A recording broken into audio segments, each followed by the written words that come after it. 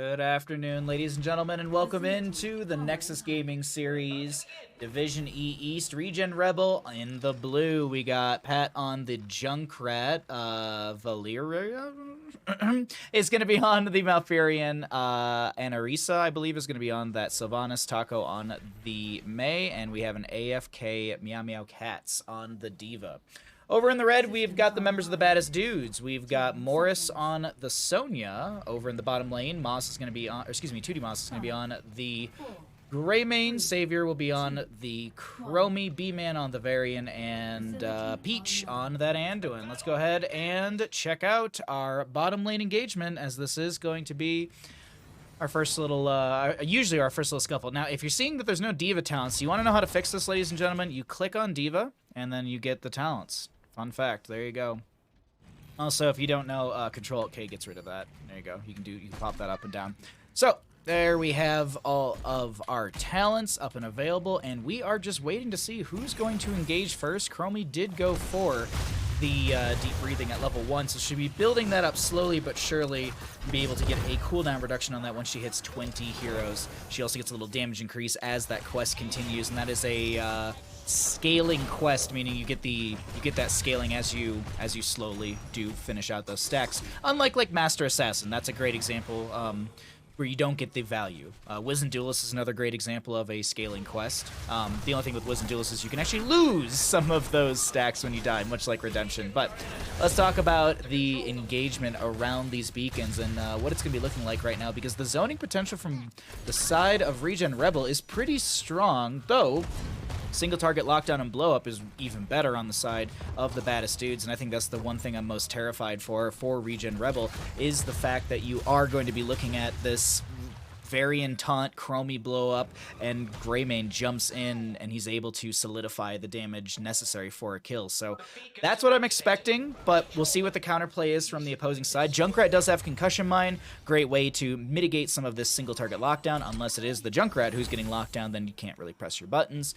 You also have Malfurion with the Emerald Dreams at level 1, so you have that root plus the sleep afterwards. It's a great way to mitigate some of that as well. We'll see if the blow up potential is possible. Just because you have the Wamba doesn't mean it's going to be instantaneous. I'm going to peek into top lane really quickly just to check out this 1v1 between Morris and Cats, and it's looking like Cats is going to lose their mech, but the pilot form is out, and we all know that the DPS of that is very strong. We do have some healing for the Sonya up in that top lane through that Whirlwind, and Diva gets control of top lane. The rest of ReGen Rebel as bottom. There's going to be a camp pushing out through bottom in favor for the Baddest Dudes. B-Man looking to try and step in here. It's not going to be there.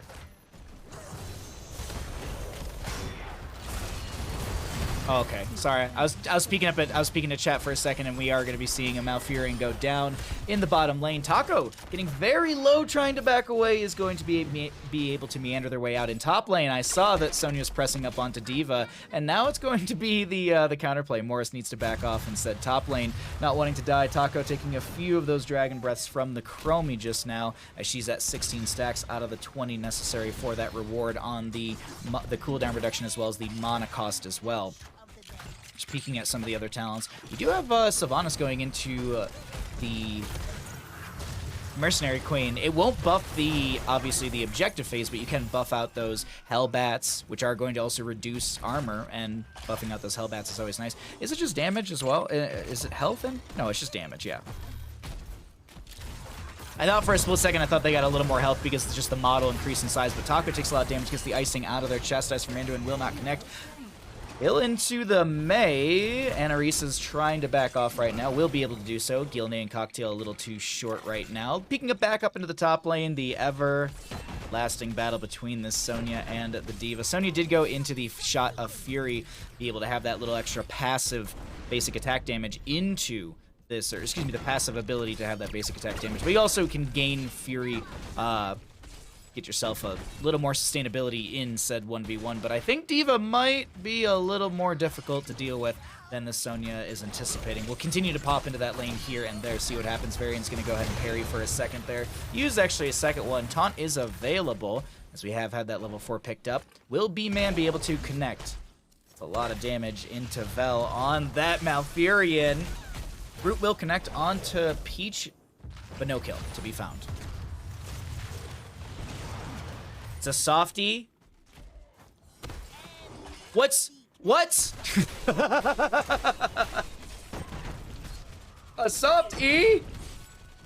They didn't teach me that in Detroit public schools.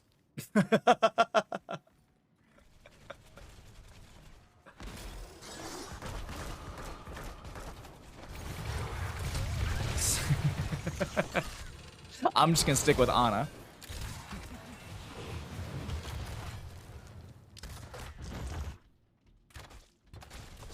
So we'll have control through the top lane in favor for the Sylvanas Diva crew.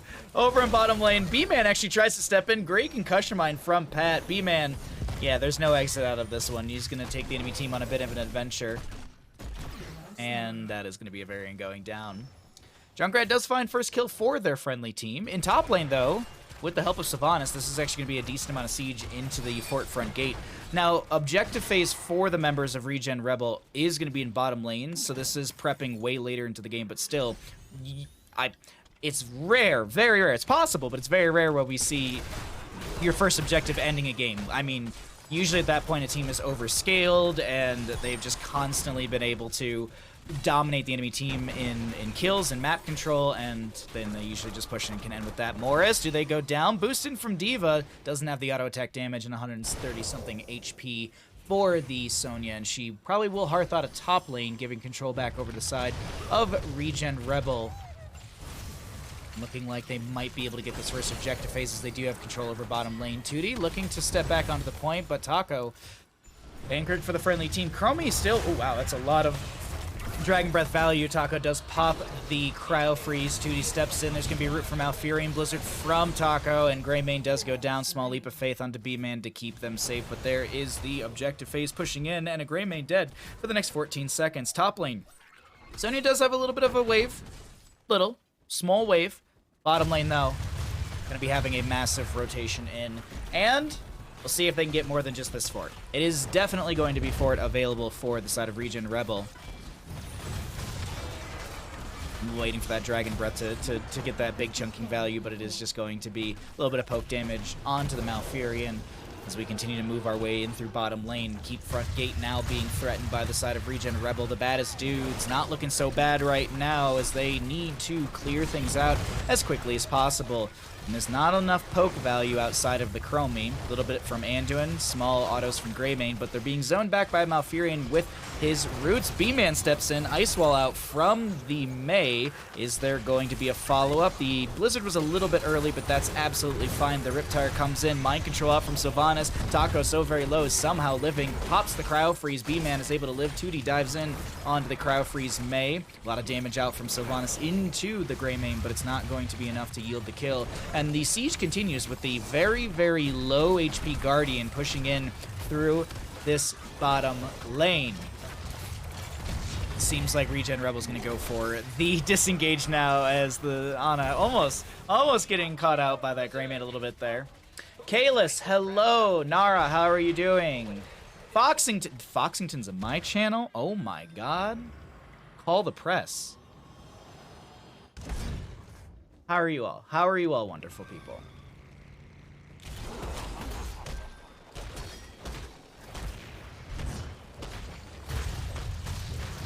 Good to see you all in chat. Thanks for coming by. I hope you're having a supreme Wednesday.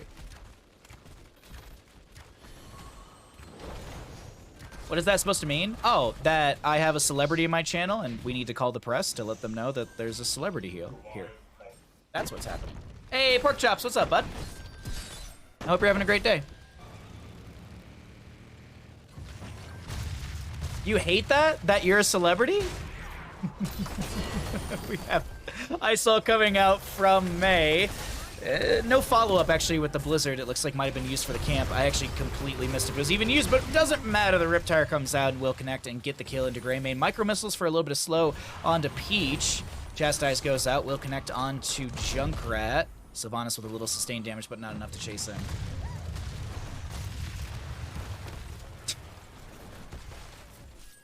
I'm sorry, Foxington.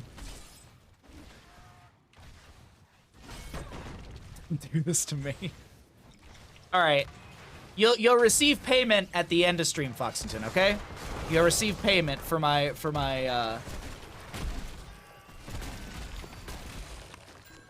my misverbalization. Here we go again. The beacons of power. It's Thursday, so at least I feel accomplished. Hell yeah, I actually got a lot done today too. Ooh, B-Man comes in, taunt, big burst from Chromie.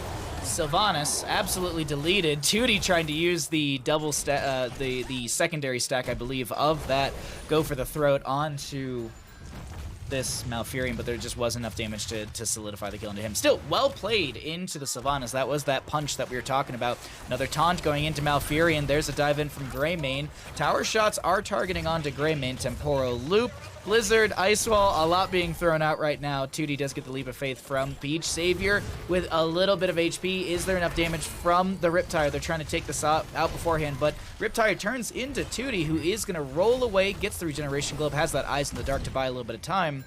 And it seems like Greymane's able to get out A-okay. Bottom lane, we do see the D.Va mech go down, but the Sonya does get picked off in the 1v1. Paid appearance, yeah. You can kill me in Phasmophobia when we play that in October. I will, I'll accept that. Mind control went out from Sylvanas. It doesn't look like it actually connected onto anyone. 13 talent here in favor for the side of ReGen Rebel, as top lane will be held by B-Man. Little zoning route from Malfurion. Ice Wall from Taco. Splits the Anduin and Varian, father and son, on the opposite sides of the wall. B-Man taking a lot of damage. Light Bomb goes out, but it's going to be misread, I think, or at least maybe miscommunicated. I think it's one of those things where Anduin thought, okay, they're going to dive onto my dad. Let me save him with this giant stun. It does zone back the enemy team, but unfortunately he was moving back at the same time. Varian does go down. Son cannot save father, and this will be a 100% Zerg wave for the top lane in favor for the side of ReGen Rebel. Now, question, Sylvanas, do you have trait up and available? Absolutely. She's going to hold that trait. And I like this call, actually, a ton. So they'll hold trait, I'm assuming. That way they're going to easily go through this fort, and then they can utilize trait to push through keep front gate or even to the keep. Banelings are going to come through and deal quite a bit of damage. There are some Banelings up and available, and we always talk about this on the stream. Banelings, they actually deal a little extra damage into heroes. Baseline, they deal 388, but into heroes, they deal, baseline, they do like 200-something damage, sorry. So just make sure when you're, don't eat those Banelings when you stand in front of the Zerg wave. Nice concussion mine from Pat, but it's not going to have the follow-up into a kill onto B-Man, who does get hit with the Ice Wall. Riptire from Junkrat, going to be targeted onto Greymane. A little early. I think them either are expecting a little more damage or just some zoning potential to let the Guardians siege in a little further. Regardless, a lot of value from another Zerg wave. Second Zerg wave of the game, and a lot of value for the side of ReGen Rebel, who were able to find, I would say, about the same as their first one. This is a little, actually, yeah, I would say the first and second objective phases for ReGen Rebel have been almost identical in the push potential and siege. Very well played so far. Father, no, my... Could have taken Holy Word Salvation, then you could have saved your dad. Like in the cinematic, right? You bring them all back to life. I don't know. I think Light Bombs. Light Bombs are great. Great talent. You can throw it onto Varian, who can then charge in. Did he go Warbringer at level 10? No, he's going to be Shield Wall. Okay. Mortal Strike as well, so you reduce the healing in from Malfurion. Alrighty. We're hanging around right now, or let's see if we can jump on some vision really quickly, see what the members of ReGen Rebel are looking at as Taco and friends will round into the boss area. And they'll start the boss, Taco checking. Let's see, on the opposing side, Peach is going to use the Divine Star and check over the wall, so they know that they're on the boss. But here's the issue. We're 16 to 14 in levels.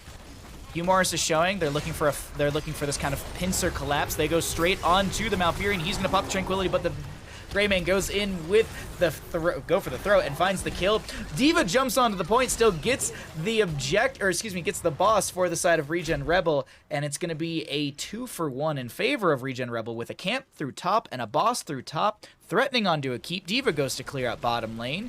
Is there more siege found from the side of ReGen Rebel, or do they just go for objective phase? Well, there's still 25 seconds until the beacons activate, so they're going to push this up as far as they can, and Varian dead for 14, Greymane dead for 10.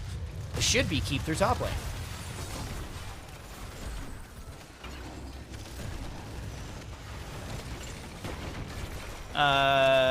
Here's a hardcore gamer question. Would you rather have attack damage, more attack damage, or more attack speed? Depends.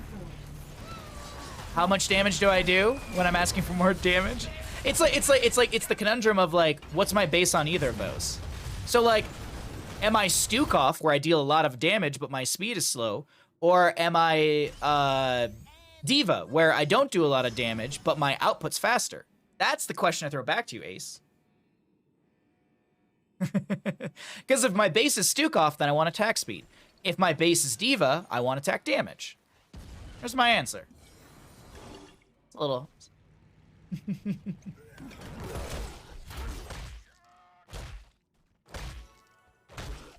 don't know what I was thinking. I don't know what I was thinking what to pick, but I saw many interrupts. Oh no, you're fine. You're absolutely fine. I wasn't flaming you on your talent choices whatsoever.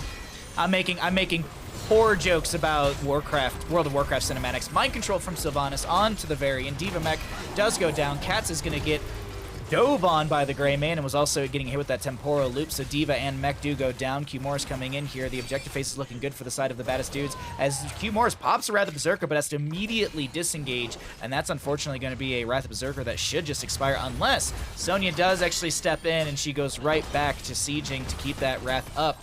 Objective phase is stalled out by Taco in the top lane. Top lane also did have that keep go down. Catapults are arriving, dealing double damage into structures. We can check that real quick. 285 in the damage, 570 into structures, but top lane will be controlled once again by the side of the Baddest dudes. Here comes the rotation, though, into bottom lane from ReGen Rebel. Good answer. Thank you. It's a fun question. It is a bit of like a paradoxical question. Is that right? Or maybe it's more of like a conundrum. I don't know. It's an interesting thing, like, you know. Varian gets hit by the steel trap. I actually didn't look and see. Okay, so he is trap built. Top lane, those catapults have arrived to core. They're going to start scratching core shielding. We're doing our Benny Hill music where we're just going between top and bottom to just trade out these two altars, or beacons, excuse me. Greymane's clearing out the core right now, icing in onto Morris. Junkrat finding some decent damage. Chromie throws out some Dragon's Breath. Diva boosts in, doesn't have Mecha Explosion available. Mind Control from Sylvanas will be shy of catching onto anyone. B-Man gets the auto attack onto this. Diva Mech taunt comes through, and that is going to be Mech going down. Pilot form is very squishy right now. Sonya's goes down, so that's going to be a Mech for a Sonya. This is looking good for ReGen Rebel. Sonya dead for the next 40 seconds. Pat getting very low, has a few frag launcher grenades available. Actually pops the Riptire and goes for the kill into Varian. That's a double kill. Double kill. For the side of ReGen Rebel, can they find more? Peach is going to be able to get away, not going to get caught by the Malfurion root, and there's the quick rotation by Junkrat into bottom lane to grab the channel on the objective. Now, there will be an 82% Zerg wave in this top lane for the side of the Baddest dudes. You can see how many Zerg are already there. But in bottom lane, this should be 100% in favor for the members of ReGen Rebel. Can they end the game with this? It will go through bottom. There is still a keep there. And ReGen Rebels looking to double down on this push potential through said bottom lane with a camp as well. Do they stall this out? They don't even need to, actually. I thought the bar was a lot less progressed, but it actually works out very well. Also to note, this top lane wave, it's at 67%. Could have waited 2 more percent. Does have to go up against a fort, then a keep front gate, then a keep, so I really think that they are safe on the side of ReGen Rebel to hard push through bottom lane. Flank from Greymane on the left-hand side of our screen. Taco and friends should see that. The Reaver minion will give vision in a second. Actually, you can probably see it. There's that little circle. I don't know how far they can see out into 2D who's trying to step in, but here comes the Zerg wave. The initial camp cleared out. Root from Malfurion to zone back 2D Moss, and now we continue through bottom lane into the core. Wrath of Berserker pop by Morris, looking to try and step in and find some sort of clear into this Zerg wave, maybe even some damage into this D.Va mech. But D.Va mech explosion's available. Oh, Malfurion gets sniped. The core is defending quite well. A little bit of damage onto Peach, who's able to get away. Light Bomb was utilized. Greymane dives in. The core shielding is getting scratched, but that's about it. And this is looking, I was gonna say, not too bad of a defense from the Baddest dudes, but that Greymane going down is a little sketchy. 3 Guardians still on the core. Mind Control pulls in Ando, and that's a rough go for our young man as his father tries to defend his honor and is not going to be able to do so. But actually, Junkrat, D.Va do go down. Things are looking okay on the side of ReGen Rebel as they are trying to find the last few percent. They are able to do so, and GG's go over to the side of our blue team. Map number 1 over to ReGen Rebel.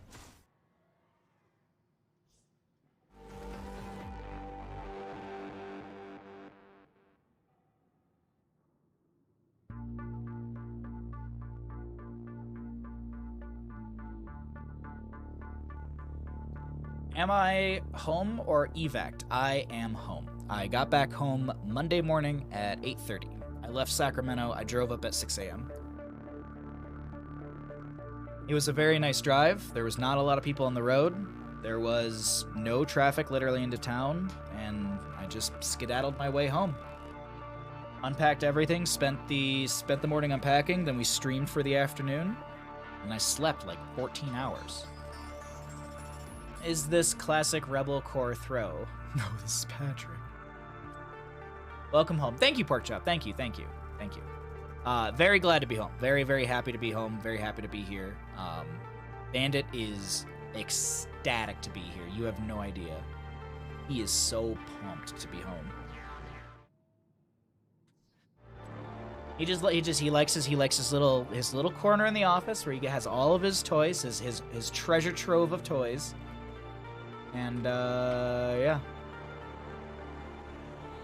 Pets say we can do that. Baddest dudes took first pick for game 2. Nice.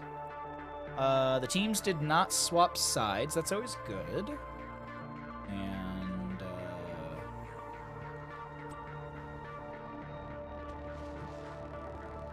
okay, that's set. That's good. We have to do bandit pets, and then we'll get into the game, okay? Gotta give pets to the good boy.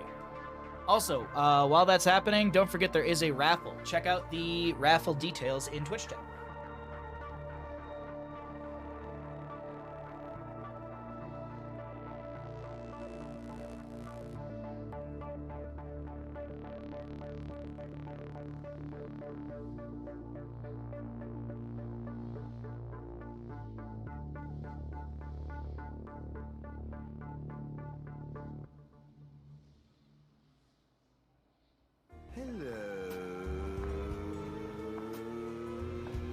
Oh shit.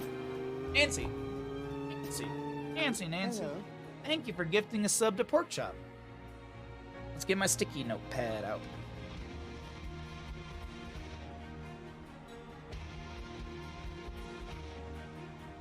Alright. Thank you so much for the gifted sub to Porkchop.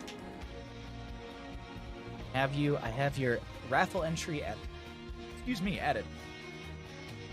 We actually have we have a solid amount of raffle entries so far, and we are a ways away from the raffle. Yeah. Our next Baja Ross will be on the 19th. Yeah, the 19th of this month. That's not going to be a raffle ending. It's just going to be a fun time where we do a reference photo painting. But let's do the intro, and let's get into game number 2. We're heading off to Braxis Holda. I'll see you in there.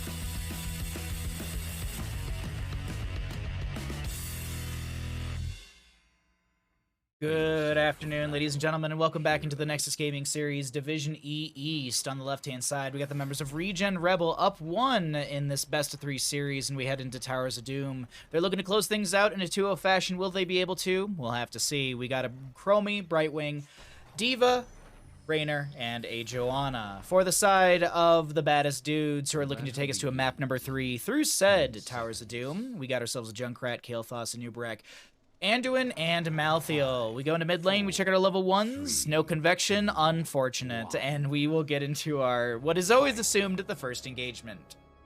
Bathtub is the only goal that matters. No, hot tub is the only goal that matters. Hot tub. Come on now. Laws of Hope for the Joanna, as she is going to be building those up. Starts baseline with 20%. For every 10 regeneration globes you pick up, you are going to get 5 more percent. So if Joanna's at 20 stacks, she has 30% in total of max health over 5 seconds. Thank you, Kalis. Much appreciated. Little shield glare from Taco. Going to try and pull in the enemy team. Raynor did go Veteran Marksman at level 1. This is also the Mortgage, Gambit, Lone Talent, however you want to call it. Gain 60% bonus. Give him some pepper damage. Every death reduces this bonus by 15%. So that means that you have 4 stacks total. Each of Raynor's death will, well, reduce it by 15. So we'll keep an eye on those deaths as the game does go on, and we'll keep an eye on those stacks as well. And last but not least, we already mentioned it, no convection for the Kael'thas, but going to be Mana Addict. So with the pickups on both sides, I have a weird feeling they're going to try and double soak a little bit into mid lane. I would think Taco would maybe try to, with the Laws of Hope, to be able to just build up the stacks a little bit faster, spreading that living bomb around a little bit. But no, D.Va is going to be the one to catch the soak in mid, and actually does a great job of catching it just as it gets taken down by the front gate. Loses a little bit in the lane itself and a little bit of damage onto the towers. Invade potentially onto this camp on the left-hand side. Chromie does have a time trap onto the into the bush, and they're also going to be having that Time Walker's Pursuit at level 1. Not only do you have vision, but you also have arming time reduced on those traps. You also have spell power. There's a lot of really cool stuff with Time Walker's Pursuit. You know, because Chromie's got about 13 things in one talent, of course. Why not? Why not? Hey, Stark, how you doing, bud?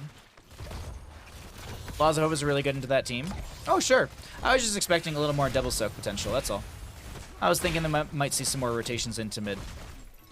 But either way,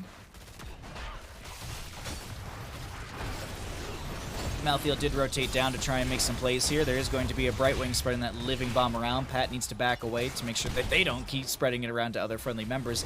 2D finding a lot of value with the living bomb. I wonder if we're going to see the Ignite at level 16 to just get that value. And then maybe we see Explosion Radius at level 13. I think that's the one. I'm trying to remember my Kael'thas talents off the top of my head. Q Morris, though, excuse me, Morris, or QJ Morris, is going to be able to just do their double soaking. Are they? Yeah, they are on a pale horse. They're going to be moving at 150% movement speed when they are mounted, so they really whoosh between the lanes. It's a really nice talent to be able to double soak against things like the D.Va, so you can try and out-soak them or out-rotate them. And Malthael, in my opinion, probably has the superior wave clear into the D.Va, depending on how D.Va's lining up the minions and all that kind of stuff, because that is a big factor as well. But the top left and right will be traded out. Let's check out our engagement around the middle lane objective and check out some of our delicious APM. Who doesn't love some just nice APM? As there's a lot of burst into the Chromie, who's just going to get hit with just CC after CC. Sorry, not Chromie, Brightwing. Misread the model right there. I saw a small character model just getting absolutely bullied, and it is going to be that Brightwing forced away. I think actually to either tap well, it might have tapped well. I can actually check that really quickly. No, they didn't even have it up and available. Just clearing things out in lane and getting regeneration globe. Taco goes for the channel. Seems like they're able to zone back the enemy team with the help of D.Va, and this is going to be 4 shots into the core of ReGen Rebel, 8 shots into the side of the baddest dudes. Malthael grabbing the camp in the top lane, D.Va back into the double soak. Taco going to grab a regeneration globe, build up those stacks a little bit faster. Speaking of stacks, we can take a look at those, as well as what the 7 talents are going to be looking like as they come in. Junkrat opting for a frag launcher build so far, going to be going for that taste for explosions, a scaling quest. As you do, you know, as you scale the quest, you get the damage. It's not like, as we said in the previous game, Master Sass, you got to finish it out to actually get any of that value. Raynor's gonna get 700 crit auto soon. Scale him, baby. Yeah, so long as you don't die. Nubrak tries to jump onto the point. Concussion mine there as well. Morris looking to step in. Nubrak misses the burrow charge, or at least ends it early and backs away. Beetle build for the Anub'arak, but also keep in mind you have that bed of barbs at level 4, which is a great way to slow down the enemy team to allow maybe Malthael, Kael'thas to set up some damage, even Junkrat. A note for anyone wondering in chat why there's a little bit of a logo underneath Junkrat. It is because he went Dirty Trickster at level 7. This is not something from an observation mode. It's not something in the custom UI. It is something that you can see in your own games, even as the opposing team. For example, I think if I can actually jump on this right now, this is the vision of Ana, and you can see there's that little Dirty Trickster. That is the icon that means that it's up and available, but what is available is a lot of damage into the face of Joanna. It's able to back away. Raynor gonna get hit with a bit of damage as well from Keel'Thas, but it's not gonna be enough. Double altar face top left and right, and we shall see what comes of this. Is it gonna be split between both sides? I would assume so. And while we're waiting for that to happen, let's also start cycling through some of the other numbers to get an idea of what those look like, as we have not looked at the damage, healing, experience for game number 2 in our first best of 3. Left side goes out. D.Va trying to poke on this right side, actually. Do they get over here in time? No. Doesn't pop the Mecha Explosion. Brightwing did phase shift in. Actually does pop the Mecha Explosion right as I say it. And Chromie in bottom lane just continue to soak out for the friendly team, trying to build into that level 10.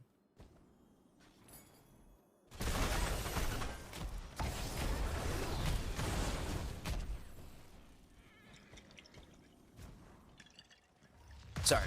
Finishing up my cup of tea. All right. Nubrak goes in, finds a double stun, looking at Postman Pat once again. Nice phase shift in from Brightwing will just mitigate that damage. And speaking of damage, there's probably another stack for Raynor onto Tootie. Nice play so far from that Raynor. We'll do some caster math in a little bit here and check out what some of that maybe give him some pepper value is looking like. Slowing Sands, Blink Heal, Micro Missiles, Hyperion. Maybe we see Execute Order potentially. Bless Shield from the Joanna. On the opposing side, Riptire, Phoenix, pretty standard. Cocoon, Light Bomb, Last Rites. Okay. So we'll have to see how it all works out. The Last Rites is always interesting to see what kind of value it will bring, like how many stacks you're going to get. It's always going to bring value. It's always going to have that innate threat in a team fight of, oh, I don't want to be too low because, you know, Malthael can step up close enough to me and just press R.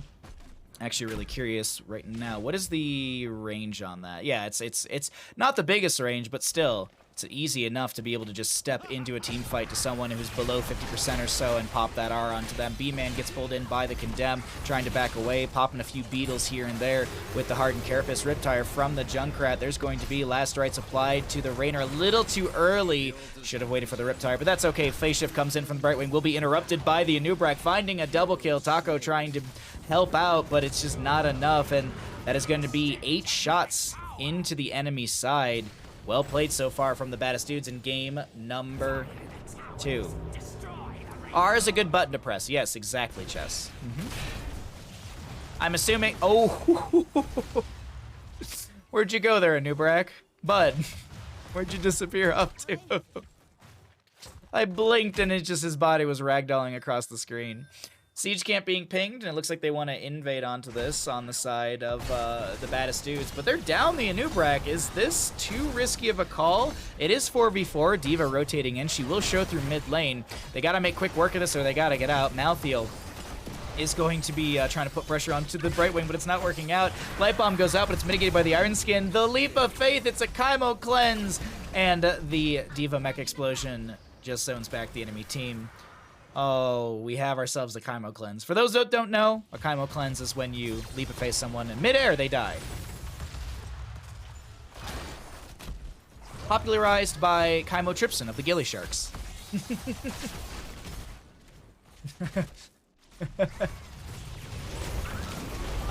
Terrible joke incoming. What is a pirate's favorite letter? B for booty. 13 talent here, right around the corner for the Baddest dudes. They're a little bit behind, but it's equal in the game. 24, excuse me, at least in kills, about an experience, and maybe a half a level, actually. But still, core experience not too far off. This actually could be the equalizer for ReGen Rebel if they're able to get this channel here. It's going to be 24 to 24, but we'll see who is going to come out on top right now. Equal talents. All heroics are off cooldown. Actually, no, excuse me, Hyperion's on 60 seconds. It's the sea they truly love. The time is now.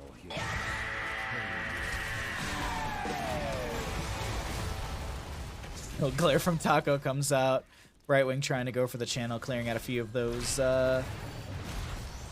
beetles from a Nubrex. Sorry, I thought there was going to be more into Brightwing, but I was actually watching 2D just losing HP right there. Throws out the Phoenix. Got a big combo onto this Raynor, and Raynor does go down. Brightwing finds a blink heal. Keep in mind, that's going to be one of Raynor's Gambit stacks gone, so they're going to lose 15% off that initial 60. And the Light Bomb, Anubrak trying to work his way out of the slowing sands. Could have gone for the D.Va mech, but there's just a lot of trading right now. 2D, 1, 2, 3 autos, and they are traded out.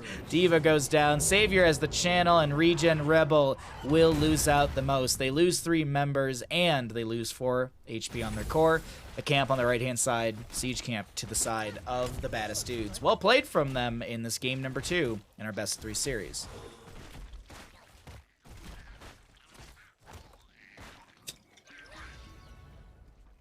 Thank you, chat. Quality jokesters in chat today.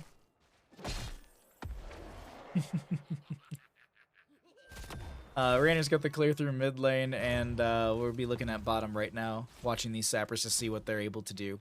Are they, on the side of the Baddest dudes, able to push in all of these sappers, or is it going to be cleared up by Chromie and Joanna slowly but surely? Ooh, wait, hold on. Some pings over to the camp on this side.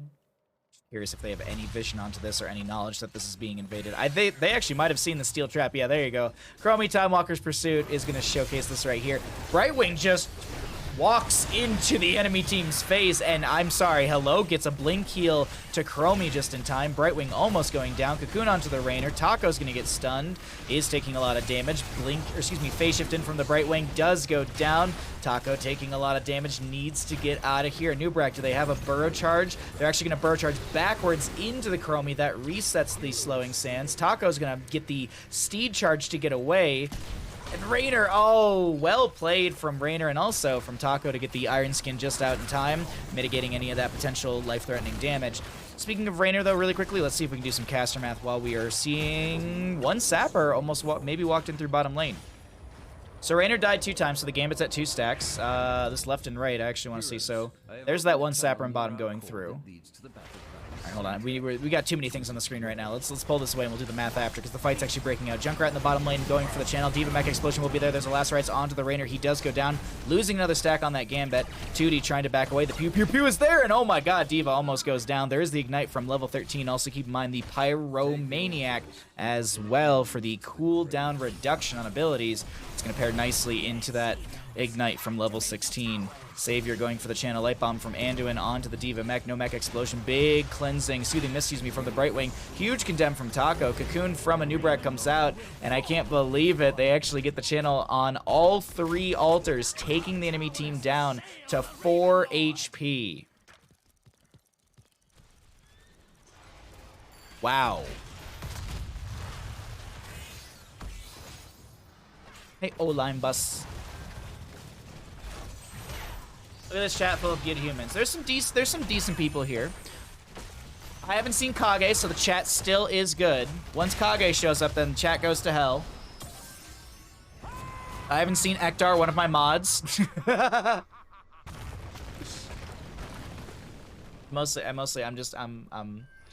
trying to shit talk Kage. Yeah. Any literal mod checks? All right, let's see. Raynor damage. Let's do that math now, because now's a good time. I'm assuming it takes into consideration the baseline. I think it does.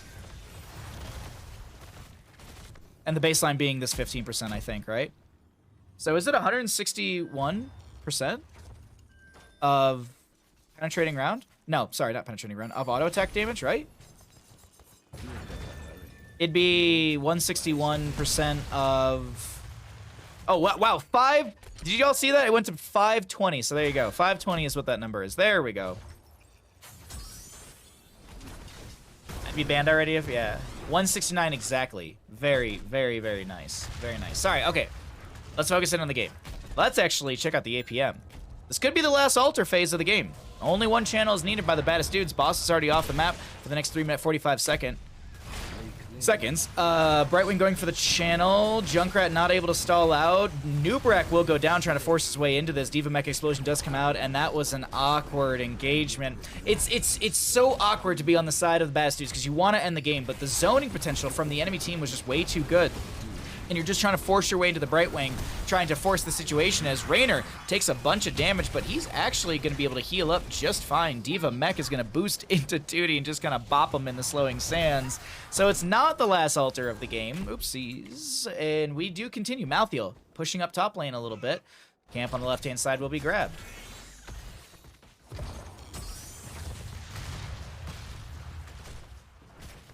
Is it time to talk about the savior of the Protoss race? Is Chad in need of purification?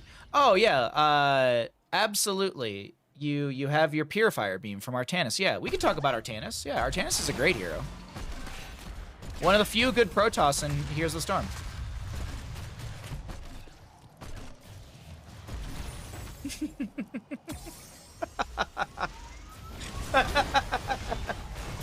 Big actually condemned from Taco into the enemy side, as well as that Blessed Shield going in. There will be a cocoon onto said Joanna. Anduin will go down. Kael'thas to get picked off. Hyperion came through, helping out quite a bit. Next objective phase is single in the center of the map. We do have Taco getting hit with that burrow charge from B-Man, but we see a back off, an easy disengage.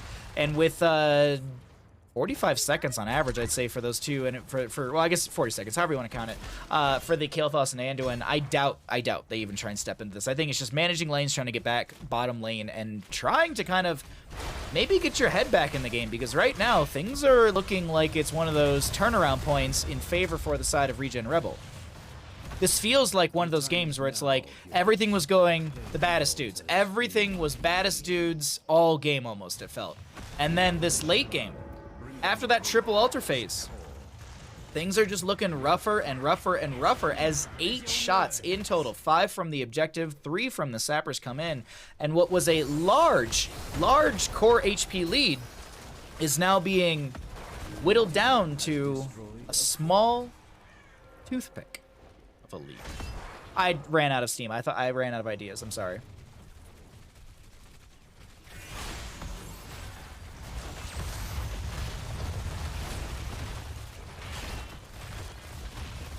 Oh, Chestleader was talking about Tassadar. Got it. Must have been talking about, like, some sort of, like, ghillie shark name for black hole. Like, it's like the purification flush, because it looks like a toilet.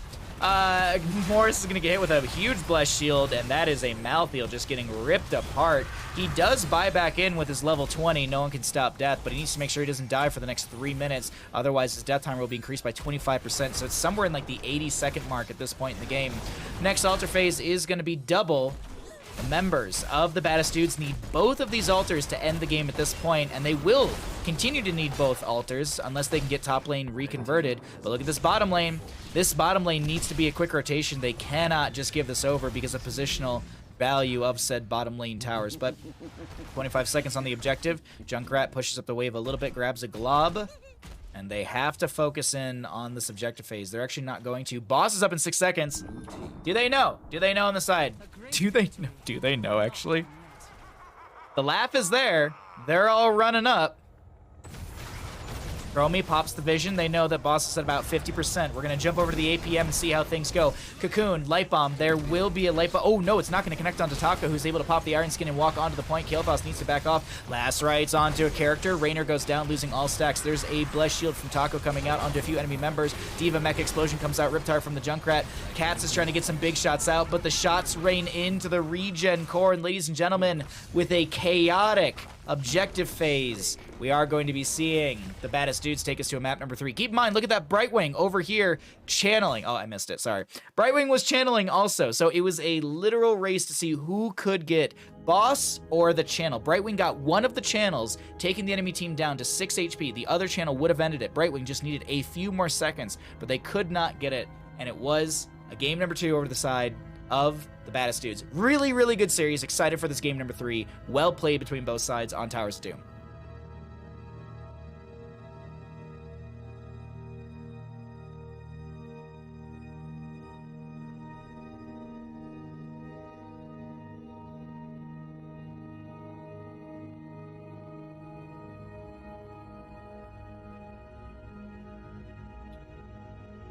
What's more hype than a Div than oh my god, what's more hype for Div E than a 3-map series? 5-map series.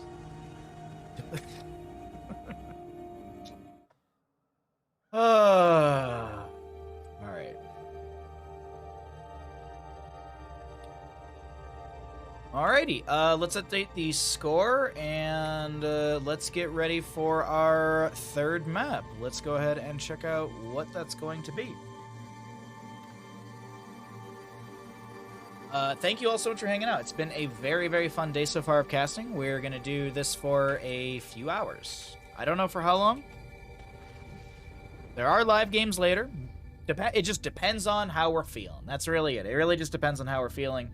We'll go from there. But thank you all for hanging out. Thank you for being here. And yeah, we're going to be doing a lot of casting today. I did say, I think there's a 5:30 game. 5:30 is not that far away. It's only 3.5 hours. We'll consider it. We'll see. We'll see how hungry we get around then. Unless someone else grabs it. All right, let's go ahead and get on into the game. I will see you in Infernal Shrines.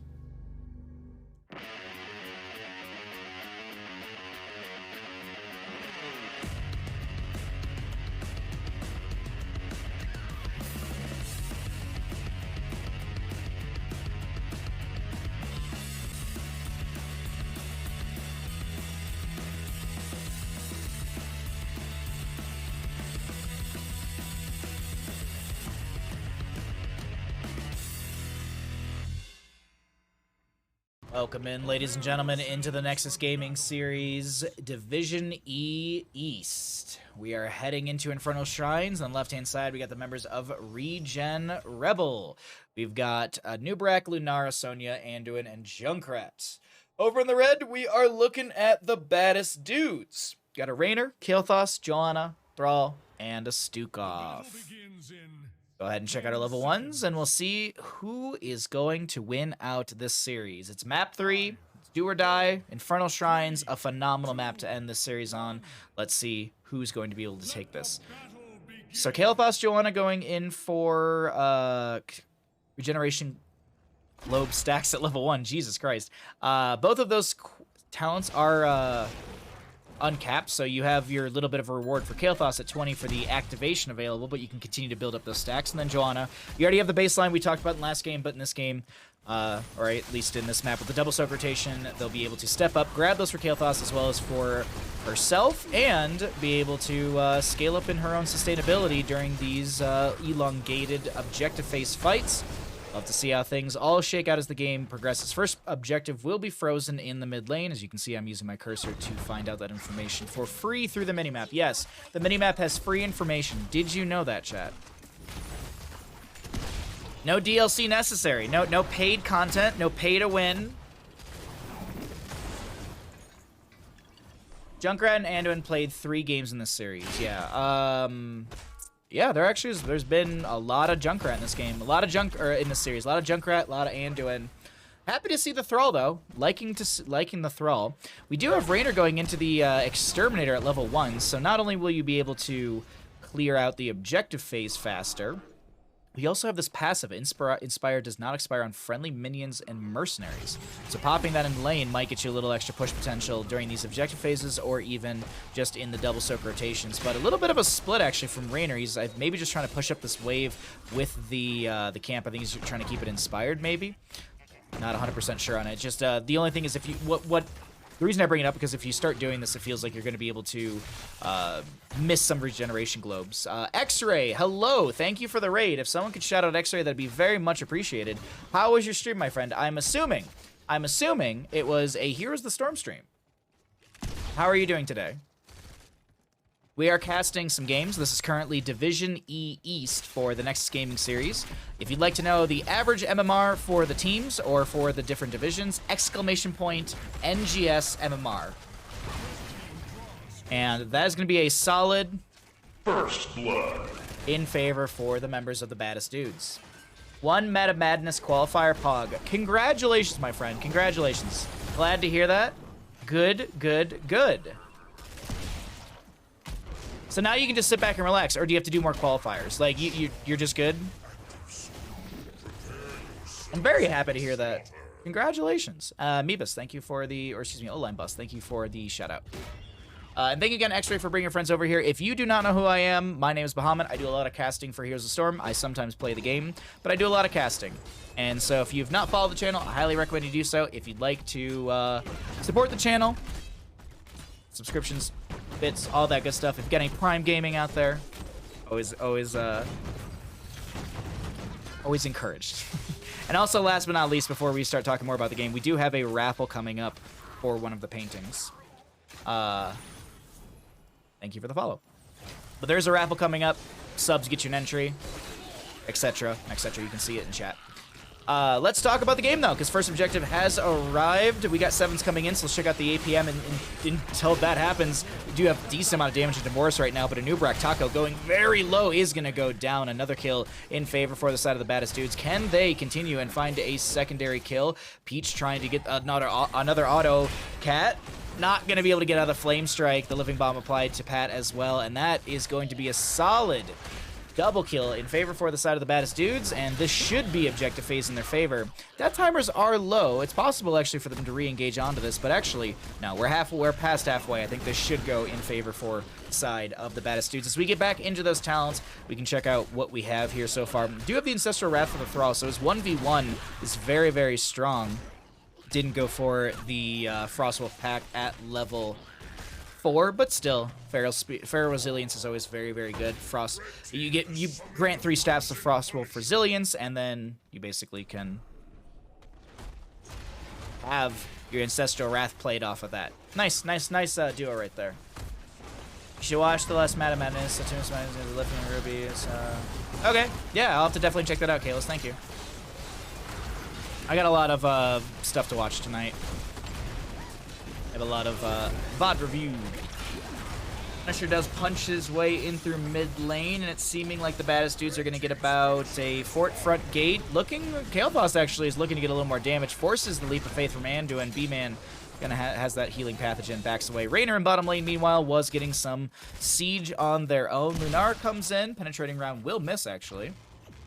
Gonna inspire the minion wave and just continue to disengage. Looking at stacks right now for the Kael'thas Johanna, 13 and 12 respectively, and it is going to be only 5% more added for that Johanna, so 25% of her health over 3 seconds. 5 seconds? 5 seconds. And Kael'thas, 14 stacks, working his way into that Arcane Barrier activatable. Keep in mind, that is uncapped, so he'll be able to go over that 20 stack mark. The big thing for the 20 is just you have that activation of the barrier, but a fight breaks out around the camp. It doesn't actually look like it continues as Morris backs away. We haven't actually looked at the other numbers just yet in game number 3, so let's check out the damage, healing experience so far. See those Chattering Teeth going to be eaten by Johanna immediately as they did pop that Iron Skin.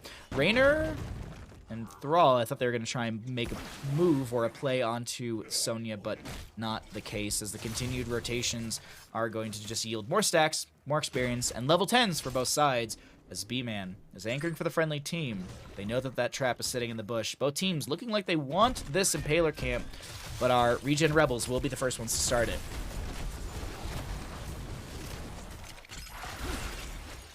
Steel traps being thrown out once again.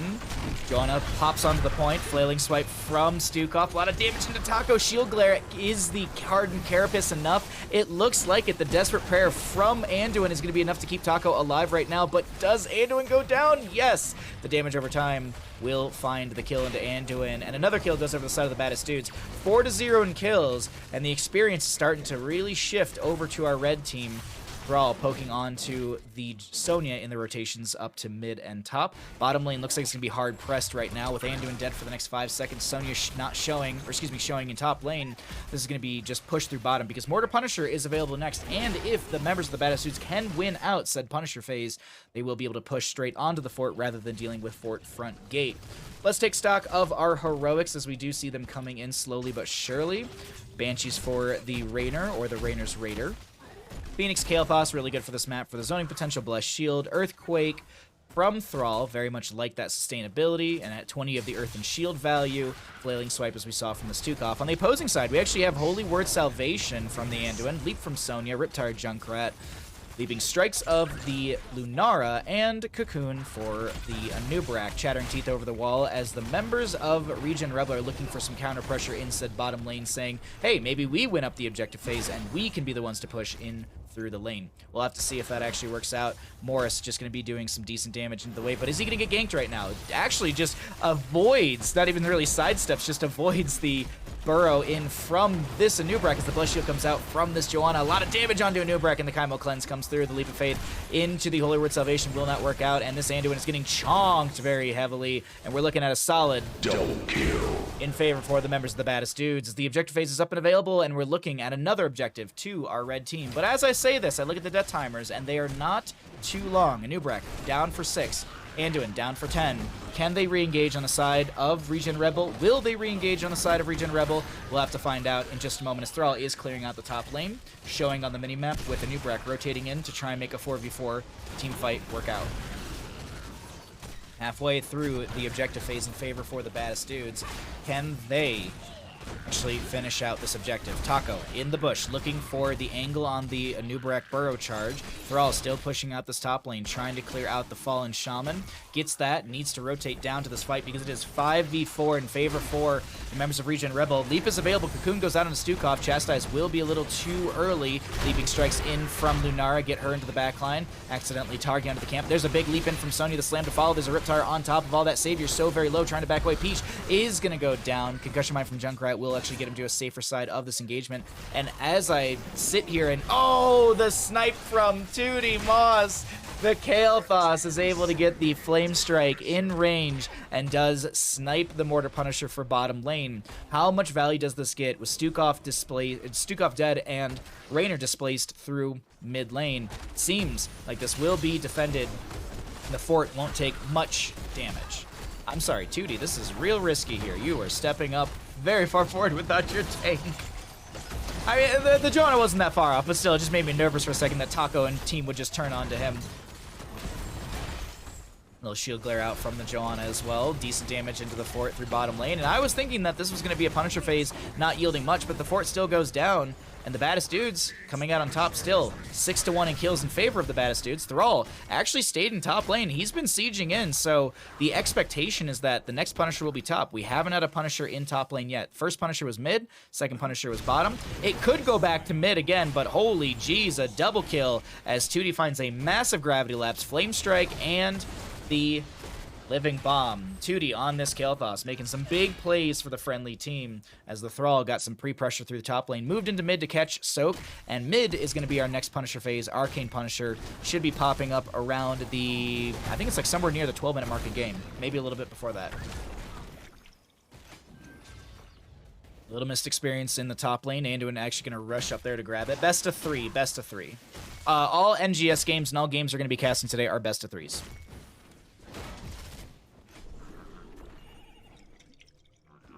Art Hillian, how you doing today?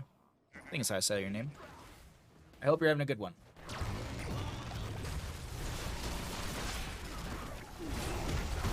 Looking just at right now at the fort, waiting to see what's going to be the play. Easy enough, just going to be a quick fort through mid lane. So, same premise as before. The Baddest Dudes, they're controlling this map. Their macro is really good. Their team fight has been phenomenal, as we can see in the kills, as well as in the experience deficit that's formed. About a level and a half in favor for the Baddest Dudes. Camp on the bottom, camp from mid lane is available, camp in the top lane available as well, and the expectation is that the Immortal will be announced soon, the Punisher will be announced soon, and they want to get this pressure into lane ahead of time. All NGS outside of Storm Division, yes, thank you, Storm Division is best of 5s, correct, sorry, I did forget about that. We're going to jump around today. I actually have a bunch of different games for you. Like, we're going to jump to, like, Division A. We've got some heroic games. We've got some Nexus, not some, we just have A. But I thought I'd jump around. I feel like I've done a lot of, like, Division E and D lately, so I think we're going to do a few of the, like, higher MMR games. Nothing against, like, Division E. I love Division E. That's why we started with this. It's fun. We don't, like, we move away from Omega meta picks and stuff, and we get more Kael'thas, more Raynors. I love this. More Lunars as well. Lunara's kind of popping back up a little bit here and there, I'm actually finding. Regardless, let's continue to talk about what's happening on the map. Thrall is doing a phenomenal job of split-soaking consistently here and putting pressure on the map to force the enemy team to rotate to. Not only that, you also have the friendly team, or the friendly 4-stack right now. B-Man and crew are making wonderful rotations to pick up regeneration globes, grab minion waves, and also kind of slow down the enemy team rotation so that Thrall can easily move around the map and push up waves without being threatened. Chastise and the Impaled to connect on to QJ Morris, but not going to be any sort of follow-up beyond that. A what? It's weird. Like, Twitch chat, like, I can read now we just need, and it's all blurred for Bahamut. Like, I don't know. There must be some weird filter in Twitch chat lately where you can't type certain words.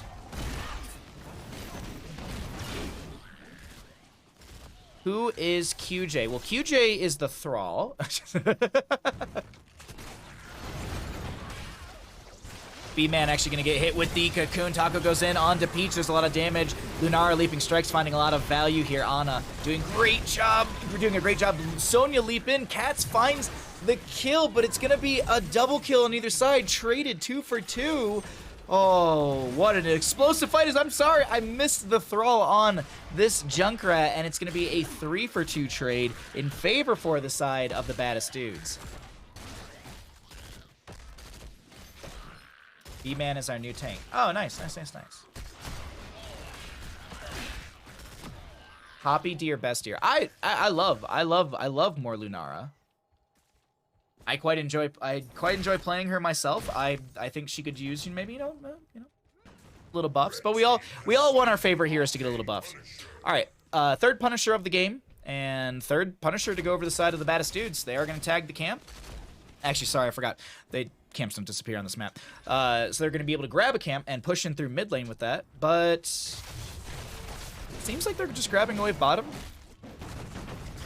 They're going to lose out on a significant amount of siege right now with this Punisher being just baited over the wall, and there's no threat from the side of the Baddest dudes. I think there was a little over-aggression to clear out waves. I know Kael'thas and people were still rotating, and I think they could have pushed him with the Punisher a little bit. Riptire from Junkrat comes out. That's a lot of damage on Joanna. She goes down. Cocoon on to Savior. Is there follow-up CC from Taco? Flailing swipes. Leap in from Sonya. The slam jam is there. Kael'thas is going to be able to shred into the Sonya, but this is still looking great for the side of ReGen Rebel as Taco is living with that living bomb and Lunara trying to just get some healing from the Anduin. Well played. A well-turned fight in favor for ReGen Rebel. I'm gonna ban you, Cerviche. How you doing, bud? Don't think I won't. Don't think I won't. Don't think I won't time you out. How are you doing today? No, actually, that's the whole point of me mocking him. He needs his heroics buffed. His baseline, his kit, like, it's cool and everything. It's just Phoenix's heroics need to be buffed. So that's why I'm on the campaign. Y'all sit here and you're like, Bahamut hates Phoenix. No, I hate that we have a hero in the game that has just absolute trash can heroics. That's what I think of that. Kael'thas just anchoring in the bush right now, kind of hanging out, getting some vision, checking to see what the enemy team's doing, waiting to see where they go. That way they can maybe clear out the minion wave. You do hate Phoenix, though. I do not like Phoenix. I don't like Phoenix. I'm not the biggest fan of Phoenix. I don't know. I don't know. Never been my spice. Never been my flavor. Still needs to get buffed. May not like him, but he still needs to get buffed. He still definitely does. Probius needs to get buffed as well. Probius could use some buffs. Like a swole Probius. Swolebius. And it's 20 down here on the right-hand side. We also will be seeing the same for the members of ReGen Rebel. What are we getting for our Sonya? Okay, she's going to ignore Pain. I was just curious. Mortar Punisher for top lane will be our 4th Punisher of said game. Rewind for a Nubrak, just checking out the 20s. Extra oomph for the Junkrat, so we will be able to get the cooldown reduction of 25 seconds off of the Riptire. Riptire's baseline cooldown is 75, so you have to hit 3 enemy heroes to get a reset on your Riptire.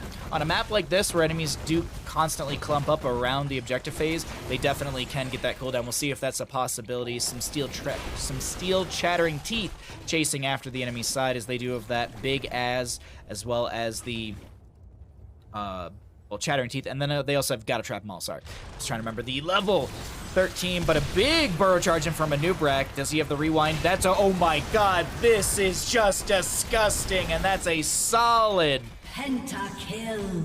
Ace.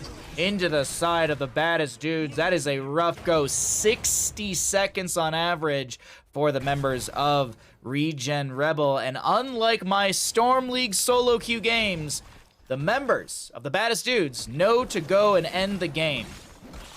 They know that they just got a pentakill, and they know that they can go end the game.